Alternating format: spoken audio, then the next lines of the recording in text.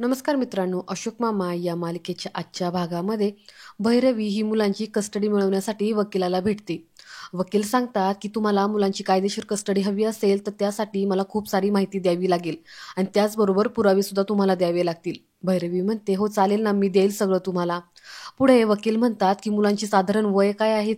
भैरवी सांगते की एक 15 वर्षाची आहे आणि बाकीचे दोघं जण जुळे आहेत, ते 10 वर्षाचे आहेत.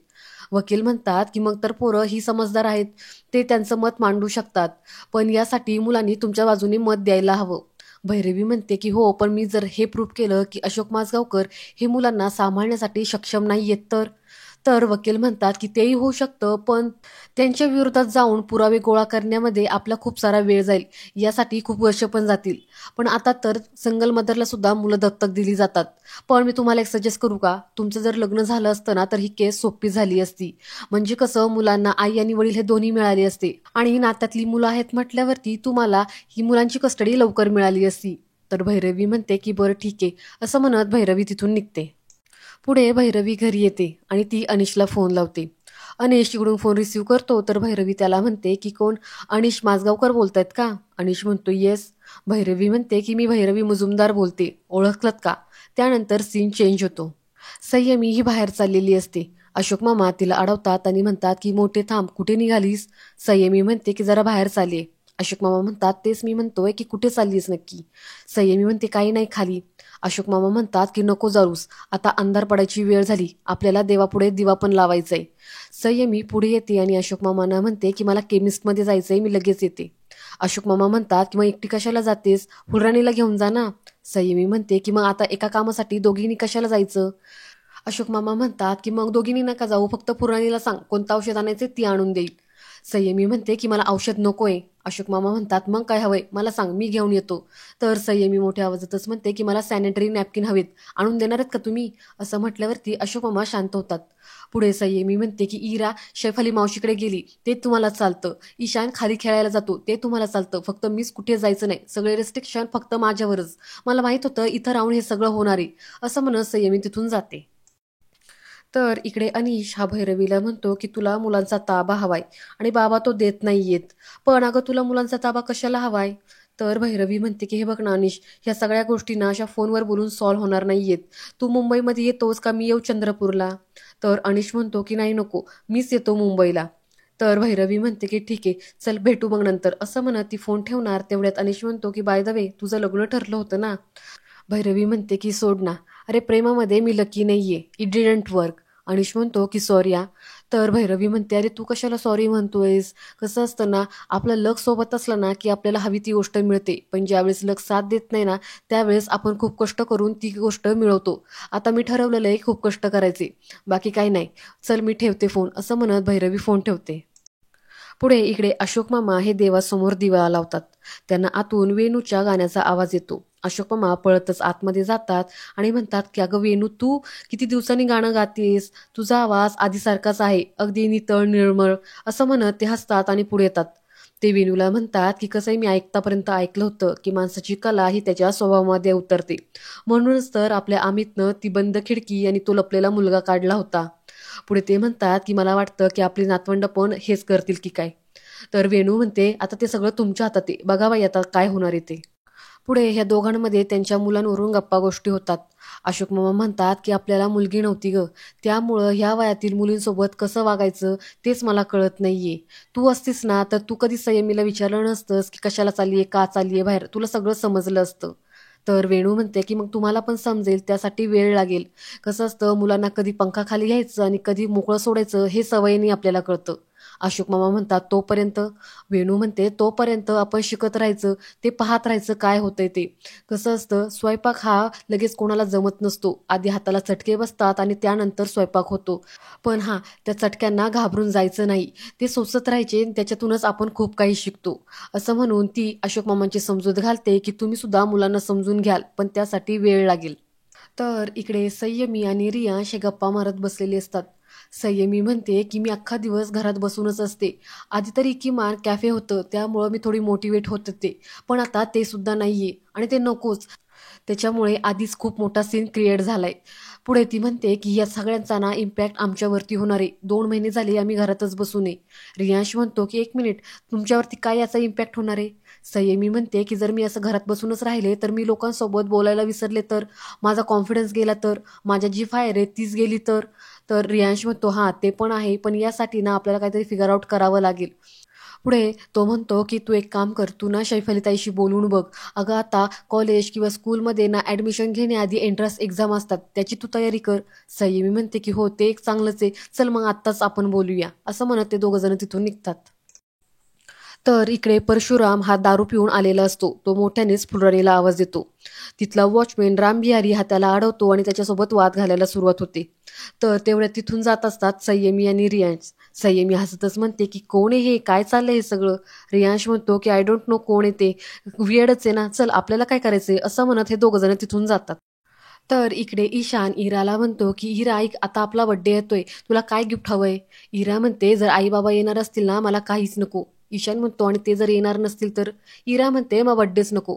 ईशान म्हणतो नाही अरे इरा, असं नाही करायचं, दरवर्षी आपण बड्डे सेलिब्रेट करतो ना, आणि आता जर आपण बड्डे सेलिब्रेट नाही केला तर पल्लवी आणि अमितला ते नाही आवडणार, चालेल का तुला?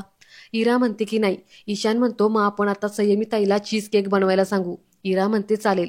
ईशान म्हणतो आणि आपण क्रिकेटची टुर्नामेंट पण ठेवूया. इरा म्हणते आणि तुझ्या नावाची ट्रॉफी पण ठेवू. ईशान खुश होतो आणि म्हणतो की हो चालेल. इरा म्हणते काय चालेल, तुझ्याच नावाची ट्रॉफी तुला द्यायची का डंबो? ईशान म्हणतो की मग म्हणा आपण माझ्या मित्रांना घरी बोलूयात. इरा म्हणते की नको, त्यामुळं खूप पसारा होईल आणि तो आजोबांनाच आवरावा लागेल. ईशान म्हणतो कसली बोरेस ग इरा तू, तुझा बड्डे नेहमीच माझ्या बड्डेच्या वेळेस का येतो? इरा म्हणते मग तुझा बड्डे ना तू दुसऱ्या दिवशी सेलिब्रेट करत जा.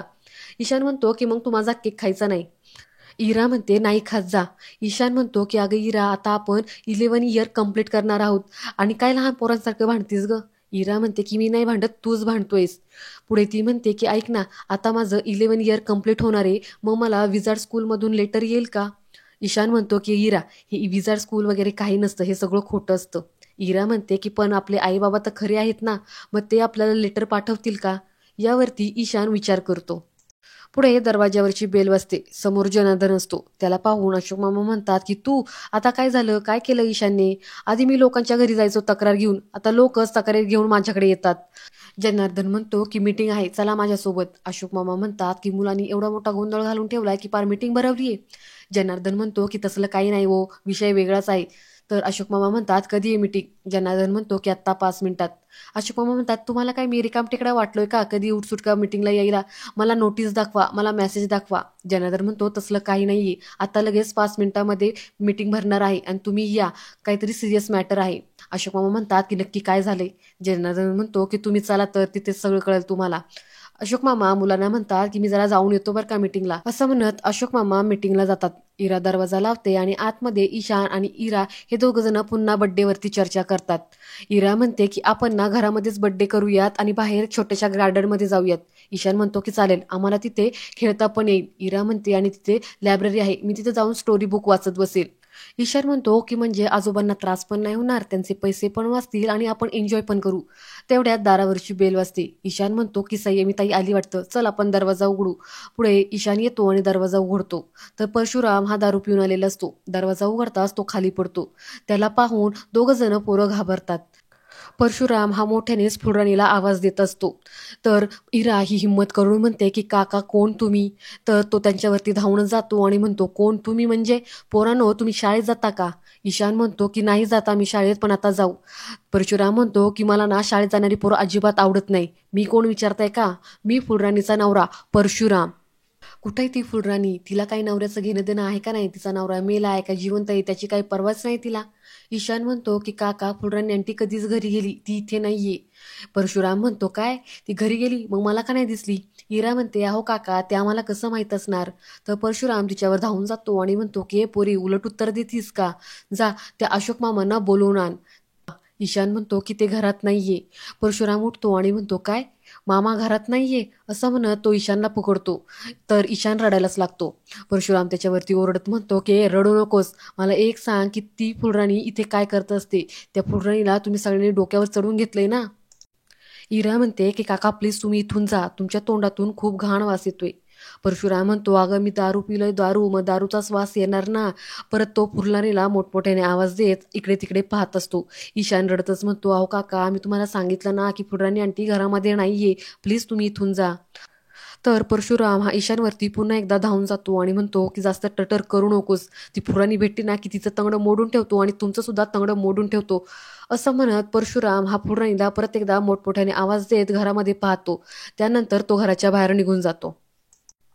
इकडे क्लबमध्ये मीटिंग भरलेली असते. वॉचमैन रामबिहारी हा हात जोडून म्हणत असतो की मुझे माफ कर दो साहब, मैंने उसको रोकने की बहुत कोशिश की पर उसने मेरा सुना नहीं. तर देसाई म्हणतात की मी तुला ना नंतर पाहून घेईल, कळलं का. अशोक मामा म्हणतात की त्याच्यावर कशाला एवढं डाफरताय, त्याची काय चूक आहे. तुम्हाला काय वाटत होतं की त्यांनी मारामारी करायला पाहिजे का. सातपुते म्हणतात की घ्या, तुम्ही असल्यांना ना डोक्यावर घ्या, त्याच्यामुळे ना हे असले प्रताप घडतात. अशोक मामा म्हणतात की तोंड सांभाळून बोला सातपुते. जनार्दन म्हणतो, कुठं काय चुकीचं बोलतायत ते. अहो त्या पुराणीच्या नवऱ्याने दारू पिऊन किती गोंधळ घातला, डोक्याला ताप झालाय सगळा. देसाई म्हणतात की तुम्ही ना त्या पुराणीला ठणकावून सांगा, तुमची काही जी भांडणं असतील ना ती तुमची घरी निपटा, इथे सोसायटीत गोंधळ घालायला यायचं नाही. अशोक मामा म्हणतात की एवढं काही झालेलं नाहीये, एवढं टोकाला जायची काही गरज नाहीये. तिचा नवरा आता जरा बरा असतो, तो अधूनमधून आजारी पडतो. सातपुते म्हणतात की आता असा पेताड माणूस हा आजारी नेहमीच पडणार ना. देसाई म्हणतात की औषध पाण्यासाठी पैसे घेत असेल आणि सगळे पैसे दारूवर उडवत असेल, दुसरं काय. जनार्दन म्हणतात की जाऊ द्या, मुद्दा काय आहे की असा हा गोंधळ परत एकदा सोसायटीमध्ये झाला नाही पाहिजे. माझावकर तुम्ही ना त्या पुरणीला कामावरून काढूनच टाका, काय म्हणता. तर सातपुते देसाई सगळे म्हणतात की हो बरोबर आहे. आणि आजचा हा भाग इथे संपतो. पुढील भाग पाहण्यासाठी चॅनलला सबस्क्राईब करा. धन्यवाद.